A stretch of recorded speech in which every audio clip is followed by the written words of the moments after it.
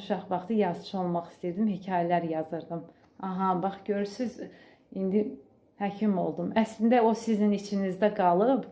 Yəni o həkim olmağınız mən bilmirəm nə qədər sizin özünüzün istəyinizlə bağlıdır, bacarığınız, seçiminizlə bağlı olub. Amma inandırıram ki, sizi ki, həmin o yazı yazmaq bacarığı, istəyimi ya nəsə sizdə indi də var. Siz ola bilər vaxt azlığından deyə ya nəsə, yəni fokusunuz tam başqa yerdədir deyə onu etmirsiniz. Amma bəlkə də yəni onu nə vaxtsa reallaşdıracaqsınız, yəni belə deyə bilərəm. İstəyirsiniz bəlkə də, yəni içinizdə qalıb, bəlkə də nəyisə oxuyanda, bəlkə də hansısa bir nəyisə görəndə deyirsiniz ki, mən bu haqda yazmaq istəyərəm, mən bu haqda danışmaq istəyərəm. Yəni bu, çünki sizdə o qalıbdır. Yəni sizə o genetik, o bacarıq var. Hazır bir elə bir ki, bir istedad kimi sizdə o var.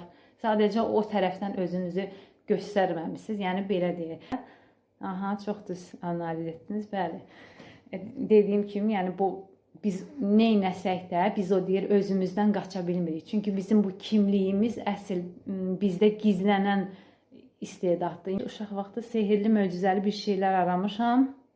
Ola bilər ki, sizin həyat kodunuzda biraz fantaziya, meyillilik var, biraz illüziya yaratmaq, biraz nəyisə qeyri-adi bir nələrsə yaratmaq. Əslində müəllim olsanız da, reiki təlimi, aha, numerologiya gəldim. Yəni onun özü də orada siz müəllimlik bacarığınızı, yəni o yöndən, məsələn, hamı eyni cür deyirsə, sizdə ola bilər ki, onu bax möcüzəli şəkildə, bir sehirli şəkildə insanlara çatdıra bilərsiniz. Uşaq vaxtı özümü axtarırdım, hüquq oxudum, amma sonra yoga ilə məşğul oldum. Görürsünüz, tam fərqli, əks bir şeylər. Hüquq daha ciddi bir, tutalım, iş sahəsidir, amma yogada mənəviyyat daha çox önə çıxır. Orada yəni tam fərqlidir.